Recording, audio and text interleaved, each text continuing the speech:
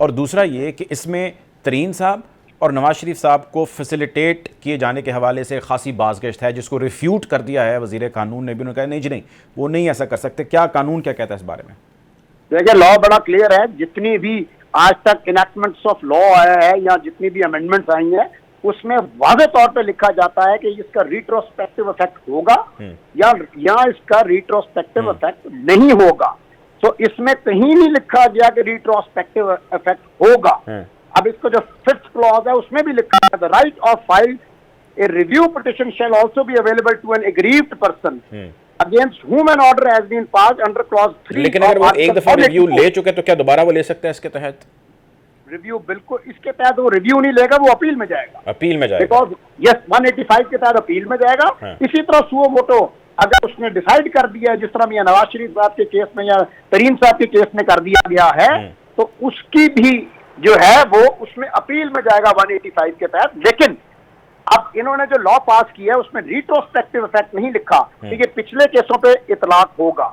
ये supreme court ने इसकी तशरीह करनी है। अगर वो दोनों केसेस में ये 185 के तहत, इस अमेंडमेंट के तहत अगर अपील में जाते हैं, तो ये सुप्रीम कोर्ट डिसाइड करेगी क्या ये जो कानून आज पास हुआ है इसका इतलाक पुराने केसेस में भी होता है या नहीं होता। लेकिन सुप्रीम कोर्ट 188 बड़ा क्लियर है। 188 के तहत उनकी जुरिस्डिक्शन बड़ी क्लियर है और उसमें वर्ड लिखा हुआ है रिव्यू ऑफ जजमेंट, चाहे वो सुओ मोटो है चाहे वो कोई जजमेंट है। तो वो सुप्रीम कोर्ट ने डिसाइड करना है क्या ये matter is of that public importance कि इसको दोबारा हम सुन सकते हैं लार्जर बेंच बना के।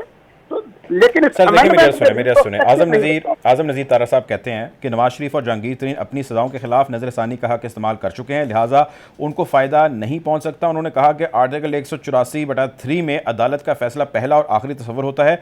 दूसरी बार नजरसानी यानी कि क्यूरेटिव रिव्यू की हमारे कानून में गुंजाइश ही नहीं है। नए कानून के तहत आर्टिकल 184(3) की अपील के तहत रिलीफ आम आदमी को मिलेगा।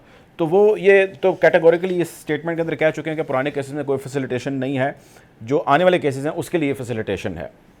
बिल्कुल ये ऐसे ही है और ये एब्सोल्युटली करेक्ट है। लेकिन क्यूरेटिव जस्टिस की भी अगर आप देखें तो क्यूरेटिव जस्टिस की जो पाकिस्तान पूरी की होर्डिंग पेंडिंग जो कहा था सुप्रीम कोर्ट ने उतार दें, उसमें हम ही वकील हैं क्यूरेटिव जस्टिस में, जो कि साकिब निसार साहब ही उस वक्त के चीफ जस्टिस जिन्होंने रिव्यू भी खारिज किया था और रिव्यू में भी उन्होंने टाइम दे दिया था, उन्होंने क्यूरेटिव जस्टिस के तहत उसको खुद एडमिट कर लिया था उस पिटिशन को जो आज तक सुप्रीम कोर्ट ऑफ पाकिस्तान में पेंडिंग है।